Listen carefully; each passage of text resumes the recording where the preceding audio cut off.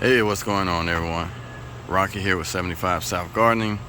Today is August the 14th, and this will be the 2-week update for my container grow. So let's start right here with my tomato plants. Now, in the past 2 videos, you'll notice that I had lots of leaf curl on my tomatoes due to the high temps here in zone 8A.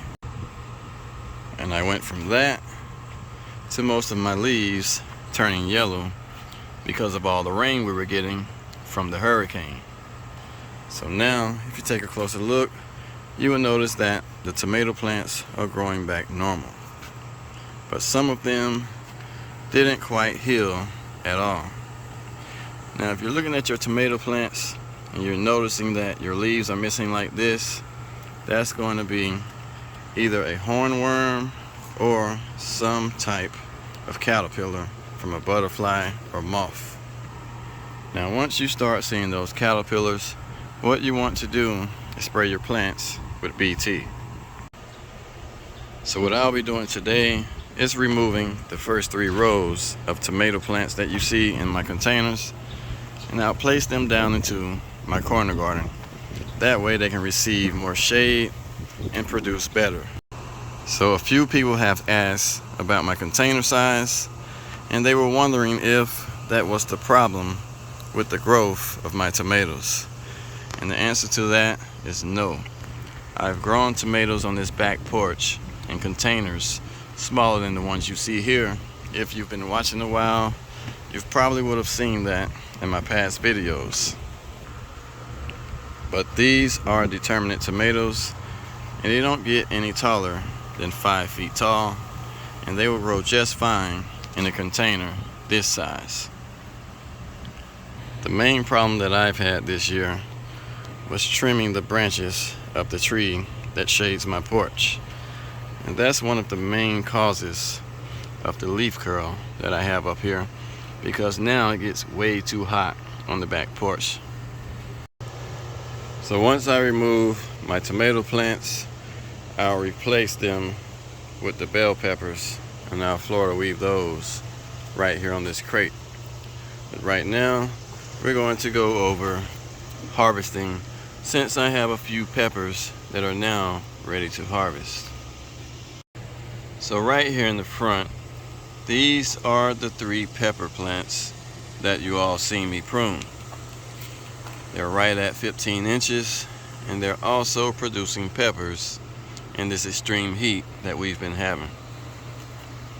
Now, when it comes to harvesting your peppers, you don't have to wait until your pepper turns its full color. The easiest way to determine when your peppers are ready is to simply give them the squeeze test. For example, this one here is nice and firm and is nowhere near ready to harvest. But the smaller one that you see here, when I push it with my thumb, it goes in without any problem. So within a week or so, that one may start to turn colors and it will be ready to harvest. Now, you don't have to wait until they start to turn colors like the ones that you see here. Now, in the last clip, they were all yellow, and it's only been 2 days and they've now started to turn orange. Now, I've never ordered banana peppers, but these come from one of the big seed companies, and whenever you order seeds from those big companies, you take a chance of a few of them being the product of cross-pollination like the ones that you see here. I've also noticed that banana peppers attract ants. So what I'm going to do is go ahead and rinse these ants away and get rid of this plant completely, because I'm not interested in growing any banana peppers. Now, one thing I want to point out is, if you take a closer look at this plant, you don't see any flowers. And with that being said, if you're noticing that your peppers are starting to ripen, you want to go ahead and remove those peppers, because if you don't, what's going to happen is that plant will put all of its energy into those peppers instead of producing flowers. There's two different ways that you can harvest your peppers. You can use your pruners by simply cutting the stem like this, or you can use your hand and grab the pepper like this and lift up on it, and it should come right off. So here's my harvest for today. So I want to point out two things. Once your peppers start to turn colors, they're not going to get any bigger than what you see. Number two is when growing hot peppers and you start to see the little white lines, that's called corking. And I've been told that the more white lines that you see, the hotter the pepper will be. Alright, so right now I'm in the main cage, and as you can see, I'm in the process of removing all of my old plants to prepare for the fall. So I'm just going to give you all an update of the tomatoes and peppers. So right here in the center, in my 20-pound grow bags, these are all determinate tomatoes and pole beans. Now in the last video, they were growing all over the ground here, and it was pretty much a big bug nest. So I decided to separate them and Florida weed them. That way it's easier for me to find any pests that are feeding on my plants. And down here, I have my pest control unit on duty. Now most of the time when you're seeing damage on your tomatoes, it's going to be something like the caterpillar that you see here. So with this particular plant, since it's still producing flowers, I'm going to let it keep growing. What I'll do is come in here and simply trim off all of the old leaves. That way it'll be easier for me to find pests. Now down here in the raised bed, I have more pepper plants that have just started to produce peppers. And over here I have more bell peppers in the raised bed.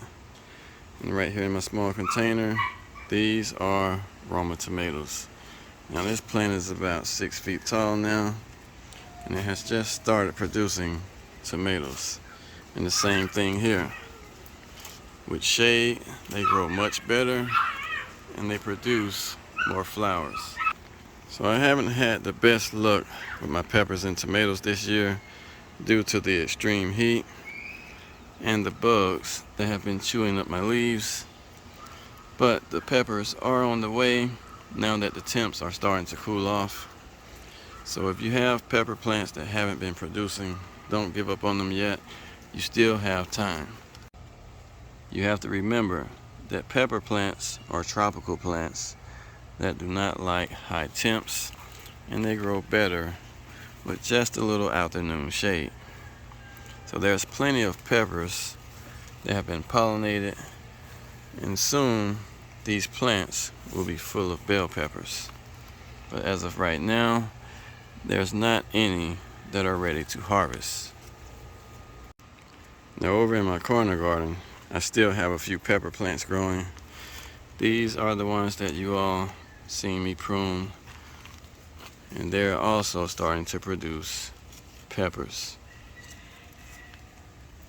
So I'm going to let these grow up until the first frost, along with the ones that will overwinter here. And I'll probably be overwintering these for a second time.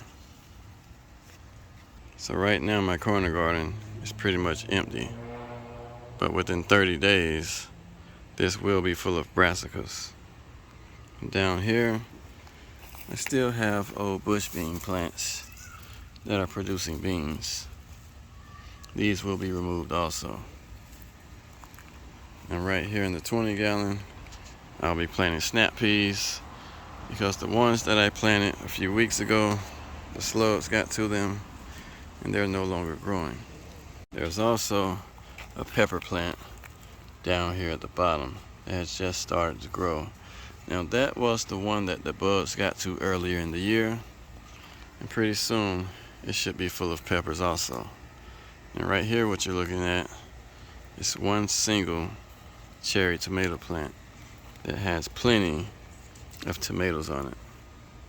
Now, tomatoes that you see here are a product of cross-pollination, because last year I had my super sweet 100s growing right beside my black Krim, and this is the result. So what I've decided to do was continue this video as a series throughout the fall and winter months. And down here, these are broccoli seeds that I harvested earlier this year. I also have cucumbers and basil seeds from the basil that I grew this year. And everything that you see here will be grown in containers on my back porch. So within 2 weeks, I'll be giving you guys an update, and by then I should have bush beans and spinach growing from these containers that I'll be direct sowing. And over here, I started to remove this watermelon vine, but I've noticed that there's a watermelon that has started to grow. So I'm gonna let that keep growing until the first frost. And that's pretty much it for today's video, you guys. Always remember to plan your garden with your health in mind.